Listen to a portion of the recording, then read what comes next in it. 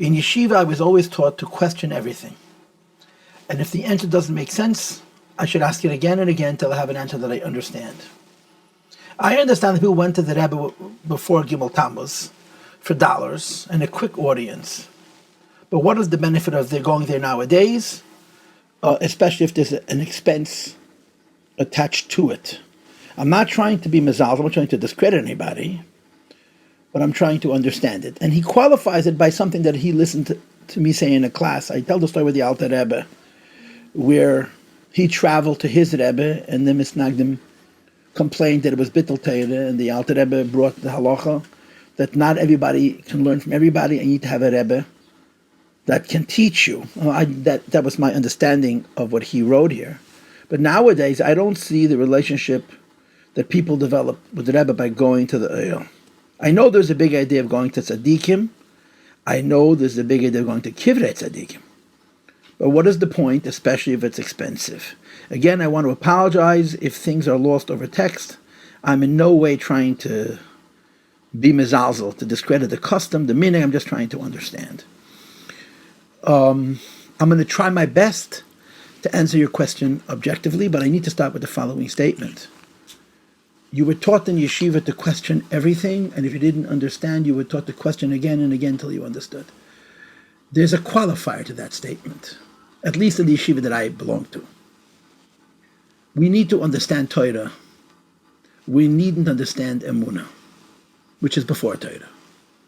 We have to understand Torah, but we don't question the truth of Torah. We have to understand Hashem as it's explained to us in Chassidus on the level of Chochmah, Bina, Vadas. But we don't question our faith. Just as much as it's an imperative to use critical thinking to understand what Hashem teaches us, it is equally imperative for us to have emunah, tohera, emunah, tmima in Hashem and the emes of Torah, and we don't question those things. Now, there are people who have those questions, and the people who have those questions, depending on the circumstances, often need answers. But that's not part of the kind of question that yeshiva bocharim are encouraged to ask. Yeshiva bocharim are encouraged to ask questions about understanding the Torah. Not the proof that Torah is true, not the proof that Hashem is true. These things are based on emunah. And I think it's very critical for me to assert this distinction. Now, it's possible that you don't see this distinction. And not seeing this distinction, I think, may be a significant reason why you're asking the question in the first place. We try to learn Torah, not God. Torah, the Gemara says. It's Torah, I need to understand it. But the Noisen Torah is above it. Now, to address your question, first of all, is there a Messiah? Of course.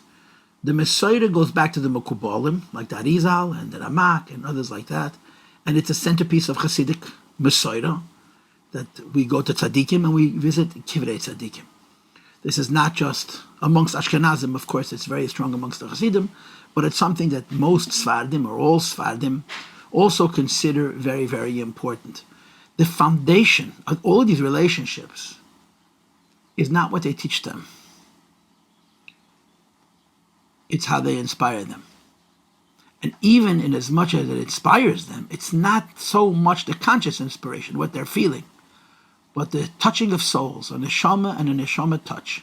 When you're in the proximity of a great tzaddik, who's very deeply connected to HaKadosh Baruch Hu, on a subconscious level, on a spiritual level, that connection connects you to HaKadosh Baruch Hu. And that's deeper even than the fact that being in the presence of that tzaddik inspires you to have Avas Hashem and Yiras Hashem, and even Emunas Hashem, on a conscious level. And that's the foundation of the whole centricity of going to tzadikim and Chassidus. I don't think there's a question that the single biggest chiddush of the Baal Shem Tov and Chassidus is Emunas tzadikim, going to Rebbes. And I would say perhaps one of the issues which was the most disturbing to the Misnagdim was this idea, placing such primacy on a human being who's alive now, as if tzadikim used to exist and tzadikim no longer exist today. But it's the very essence of Chassidus, the idea of Ra HaKadosh Baruch Hu b'tzadikim she'emu atem amir v'shasam b'chol der v'der she'nemer v'tzadik B'tzadik Yisay Da'ila, that in every generation there's tzadikim. And these tzadikim connect us to HaKadosh Baruch Hu from their teaching, from their example, and from our proximity to them on a neshama level. This is why people go to the ohel. I don't know how to say this to you with any logic or any proof. I just want to say a statement. Nobody goes to the ohel if they didn't feel like it helps them. People go because it works. And it doesn't necessarily only work in terms of getting answers to questions, and when they have tzadis, they go there and they're mispalo, and it's like Zeh Sha'ar HaShamayim, they're closer to the Eibishter. It says in Sfarim that the Kivit Tzadikim is connected to Eretz Yisrael, and Avira de Eretz Yisrael, and Baruch Machpelah, and all these other spiritual ideas which make it a more appropriate place to be mispalo, in addition to the idea that the Gemara says that going to a Beis HaKvaros, like we do on Yom Kippur and Tisha B'Av, is machnia a person, and that hachna opens up a person to more effective tefillah. There is pasha, the spiritual connection between the human being and the neshama of the tzaddik who was interred in that place. And the people who come to the ohel, who are by no means Lubavitch, by no means frum, don't come there because someone told them to go. They certainly don't come a second time because someone told them to go. They go there because they feel something. And they don't necessarily feel something that they can explain, but they feel something very real, very peaceful, very holy, very uplifting. That's a soul talking to a soul, a neshama talking to a neshama. And the whole concept of the neshama is higher than the concept of the seichel. And it's axiomatic to Chassidus and to Chassidim that Yiddishkeit has a dimension which is above even Chochmas HaTorah. It's the Oir HaTorah, we call it, the Pnimius HaTorah. And the Oir Torah is the spiritual presence of Hashem in this world, which every Yid has in his neshama, and it's especially pronounced by tzadikim, and it's especially available in the Torah of tzadikim, and people visit the ohel for these reasons. So the first answer to your question is, of course there's a Messiah, and there's a Messiah that goes back since the Baal Shem Tov.